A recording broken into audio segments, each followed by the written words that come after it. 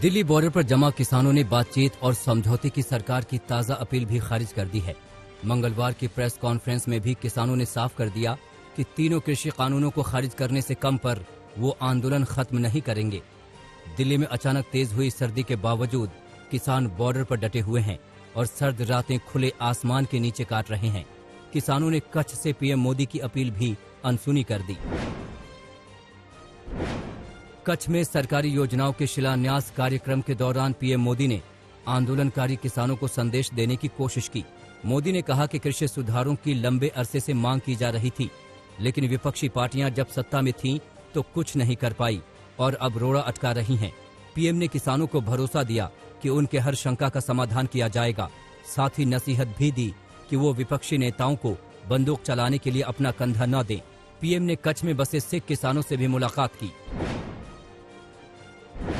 मैं अपने किसान भाई बहनों से फिर एक बार कह रहा हूं, बार बार दोहराता हूं कि उनकी हर शंका के समाधान के लिए सरकार 24 घंटे तैयार है। किसानों का हित पहले दिन से हमारी सरकार की सर्वोच्च प्राथमिकताओं में से एक रहा है। इस बार संसद का शीतकालीन सत्र नहीं होगा। अब जनवरी में सीधे बजट सत्र के लिए सांसद जुटेंगे। ये फैसला कोरोना संकट के चलते लिया गया है। हालांकि विपक्षी दल इस फैसले को किसान आंदोलन से जोड़कर देख रहे हैं।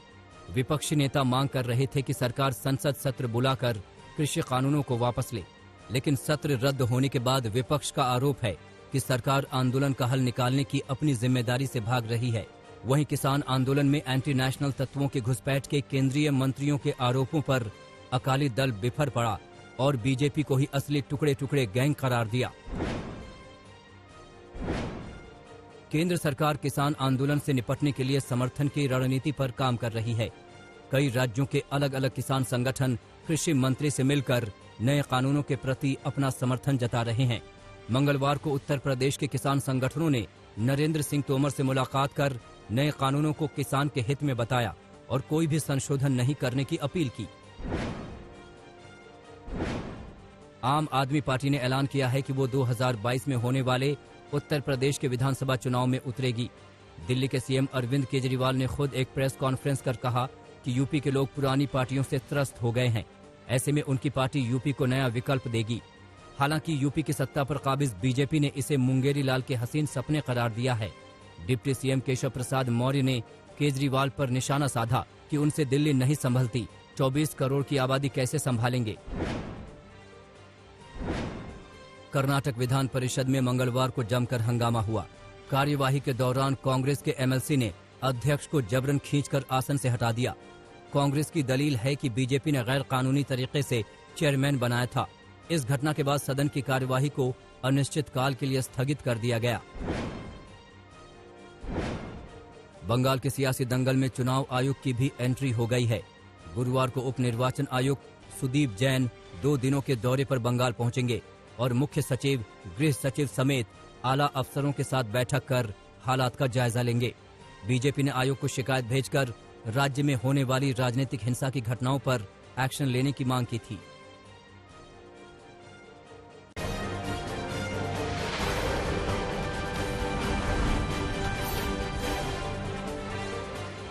बंगाल में टीएमसी के बागी नेता शुभेंदु अधिकारी को लेकर सस्पेंस अब तक बरकरार है। उनके बीजेपी में जाने को लेकर अब तक तस्वीर साफ नहीं हुई है। हालांकि बीजेपी सांसद नीतीश परमाणिक ने मंगलवार को दावा किया कि वो जल्द ही बीजेपी में शामिल हो सकते हैं। इसी बीच शुभेंदु अधिकारी ने एक बार फिर अपनी पार्टी की रणनीति पर सवाल उठाए। ममता के इनसाइडर आउटसाइडर मुद्दे पर बोलते हुए उन्होंने कहा कि पहले मैं भारतीय हूँ, तब बंगाली। बिहार में नीतीश सरकार एक्शन में है। बीते चुनाव में किए गए वादे पर अमल के लिए कदम उठाते हुए कल अपने साथ निश्चय पार्ट 2 कार्यक्रम को कैबिनेट ने मंजूरी दे दी। बीजेपी ने चुनावों में 19 लाख रोजगार सृजन के जो वादे किए थे उस पर भी कैबिनेट ने मुहर लगा दी है। इसके तहत सरकारी और गैर सरकारी क्षेत्र में रोजगार के 20 लाख से ज्यादा नए अवसर सृजित किए जाएंगे। साथ ही बिहार के सभी लोगों को मुफ्त में कोरोना वैक्सीन देने के फैसले पर भी कैबिनेट ने मुहर लगा दी।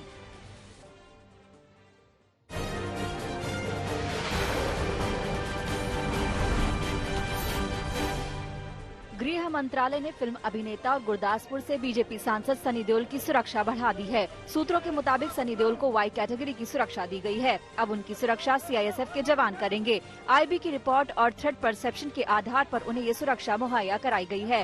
वाई श्रेणी की सुरक्षा देने का मतलब है कि सनी देओल की सुरक्षा में कुल 11 जवान मौजूद रहेंगे, जिनमें 2 पीएसओ भी शामिल होंगे। –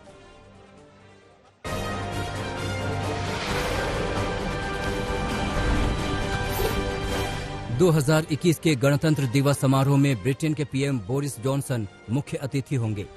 भारत सरकार ने ब्रिटिश पीएम को न्योता भेजा था, जिसे औपचारिक तौर पर स्वीकार कर लिया गया है। भारत दौरे पर आए ब्रिटेन के विदेश मंत्री डोमिनिक रॉब ने इसकी घोषणा की है। विदेश मंत्री एस जयशंकर ने 26 जनवरी के समारोह में ब्रिटिश पीएम के शामिल होने को भारत ब्रिटेन संबंधों के नए युग की शुरुआत कहा है। गुजरात दौरे में पीएम मोदी ने कच्छ को 3 सौगातें दी। पीएम ने कच्छ के खावड़ा में बनने वाले दुनिया के सबसे बड़े सोलर प्लांट का शिलान्यास किया। इसकी क्षमता 30,000 मेगावाट की होगी। इसके अलावा खारे पानी को पीने लायक बनाने के लिए डिसैलिनेशन प्लांट और मिल्क ट्रीटमेंट प्लांट का तोहफा भी पीएम ने कच्छ को दिया। रात के वक्त गीत संगीत गरबा समेत सांस्कृतिक कार्यक्रम आयोजित किए गए, जिसमें पीएम भी शामिल हुए। दिल्ली में कोरोना टेस्टिंग नए रिकॉर्ड पर पहुंच गई है। पिछले 24 घंटे में राजधानी में 85,000 से ज्यादा टेस्ट किए गए। इसमें से आरटी-पीसीआर अभी तक के सबसे ऊंचे स्तर 42,000 पर पहुंच गए। वहीं दिल्ली में पहली बार कोरोना संक्रमण दर 2% से भी नीचे दर्ज हुई, जबकि रिकवरी रेट पहली बार 96% के करीब पहुंच गई है। 24 घंटे में राजधानी में 1600 से ज्यादा कोरोना के मामले सामने आए, जबकि 41 लोगों की मौत हो गई। दिल्ली की अदालत ने एपिडेमिक एक्ट के तहत पकड़े गए 38 विदेशी जमातियों को सभी आरोपों से बरी कर दिया है। अप्रैल महीने में इन्हें निजामुद्दीन मरकज से कोरोना संक्रमित होने के बाद पकड़ा गया था। कोर्ट ने अपने फैसले में कहा कि जमातियों ने जानबूझकर संक्रमण फैलाया। पुलिस ये साबित नहीं कर पाई। कोर्ट के फैसले में इसका भी उल्लेख है कि दिल्ली पुलिस ने विदेशी जमातियों की मरकज में मौजूदगी को लेकर कोई फोटो या वीडियो सबूत भी नहीं सौंपा। पिछले साल जामिया में हुई हिंसा की बरसी मना रहे कुछ संगठनों पर दिल्ली पुलिस ने कार्रवाई की है। जामिया के बटला हाउस में इस सिलसिले में कैंडल मार्च निकाला जा रहा था। पुलिस के मुताबिक लोगों को भड़काने के मामले में 10 प्रदर्शनकारियों को हिरासत में लिया गया, जिन्हें बाद में समझा बुझाकर छोड़ दिया गया। दिल्ली हिंसा के आरोपी उमर खालिद की मां भी इस मार्च में शामिल थी। इससे पहले प्रदर्शनकारियों ने सोशल मीडिया पर भी अभियान चलाया था।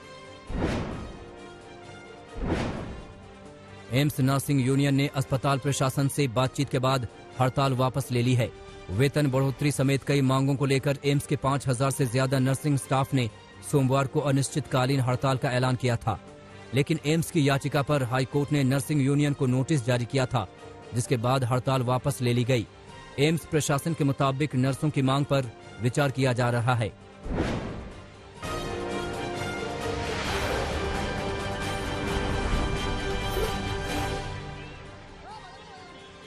ये हादसा उस वक्त हुआ जब पशुओं के चारे से लदा ट्रक बिजली के तारों की चपेट में आ गया। फौरन ट्रक के पिछले हिस्से में आग लग गई। सूझबूझ दिखाते हुए ड्राइवर ने ट्रक को खुले मैदान में दौड़ा ले गया ताकि ज्यादा नुकसान ना हो। फिर मौके पर पहुंचे दमकल कर्मियों ने इस आग पर काबू पाया। दिल्ली समेत पूरा उत्तर भारत कड़ाके की सर्दी के गिरफ्त में आ गया है। दिल्ली समेत कई इलाकों में शीतलहर भी चल रही है। मंगलवार को दिल्ली का अधिकतम तापमान 18.5 डिग्री सेल्सियस रिकॉर्ड किया गया, जो सामान्य से 4 डिग्री नीचे है। वहीं न्यूनतम तापमान सफदरजंग इलाके में 4 डिग्री के करीब दर्ज किया गया। ये इस सीजन का अब तक का सबसे कम तापमान है। मौसम विभाग के मुताबिक अगले 2 से 3 दिनों में सर्दी और बढ़ जाएगी। पहाड़ों पर बर्फबारी का दौर जारी है। वहीं उत्तराखंड के उत्तरकाशी समेत कई इलाकों में बीते कुछ दिनों में हुई बर्फबारी के बाद अब भी पहाड़ों पर सफेद चादर बिछी हुई है। तापमान में भी भारी गिरावट दर्ज की गई है। इसी वजह से लोगों को काफी परेशानियों का सामना करना पड़ रहा है।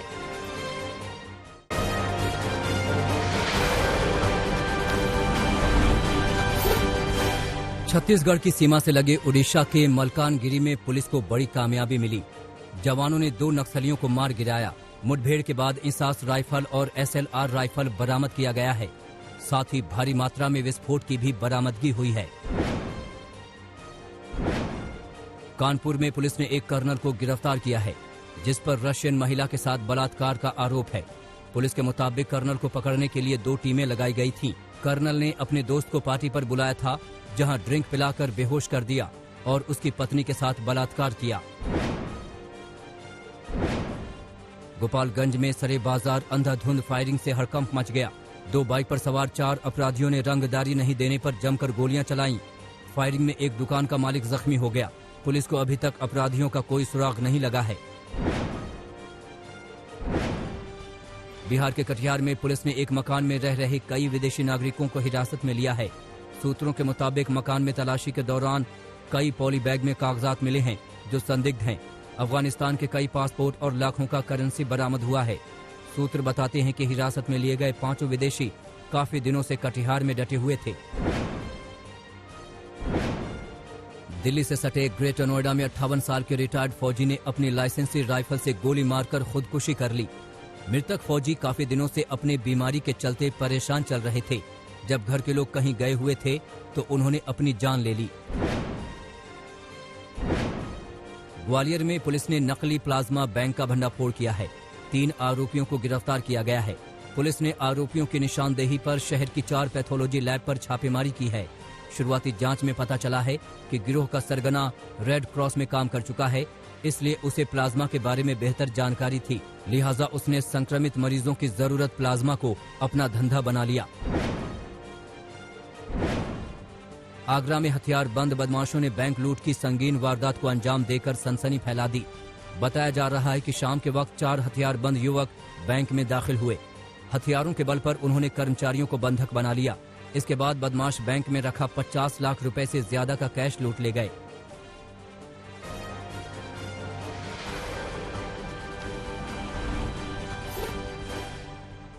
मध्य प्रदेश के सतना में एक पिता ने अपने ही 2 मासूम बच्चों और पत्नी का गला रेतकर हत्या करने के बाद खुद को फांसी लगा ली।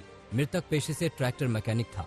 पुलिस के मुताबिक सुबह जब घर का दरवाजा नहीं खुला तो पड़ोस में रहने वाले बिरादरी के लोगों ने दरवाजा खटखटाया।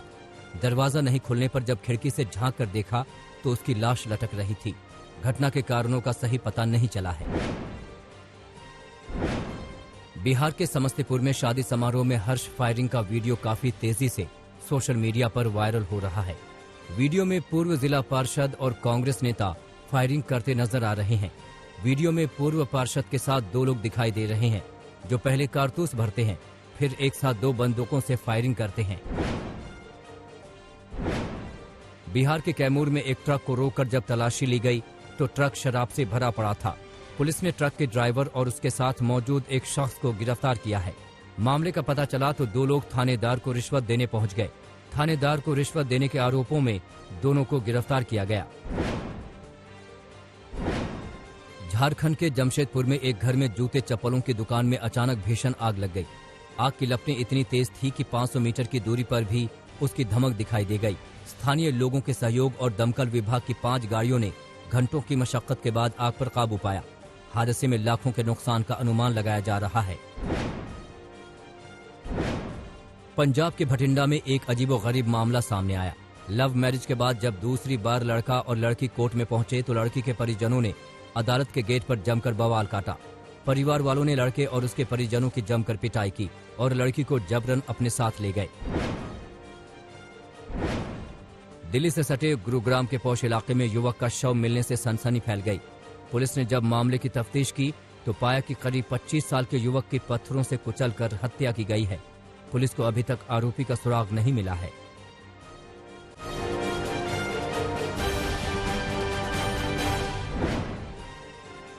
रूस के राष्ट्रपति व्लादिमीर पुतिन ने लंबे समय के बाद जो बाइडेन को जीत की बधाई दी है।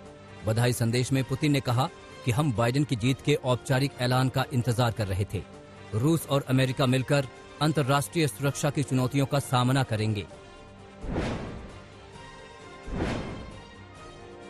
ब्रिटेन के विदेश मंत्री डोमिनिक रॉब ने दुनिया की कई बड़ी अर्थव्यवस्थाओं से व्यापार संबंध मजबूत करने के संकेत दिए हैं। भारत के विदेश मंत्री एस जयशंकर से डोमिनिक रॉब ने आर्थिक सहयोग बढ़ाने के तरीकों पर चर्चा भी की।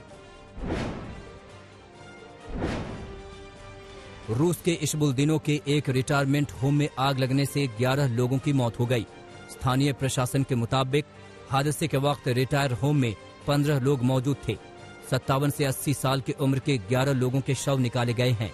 अब प्रशासन लापरवाही की जांच में जुटा है।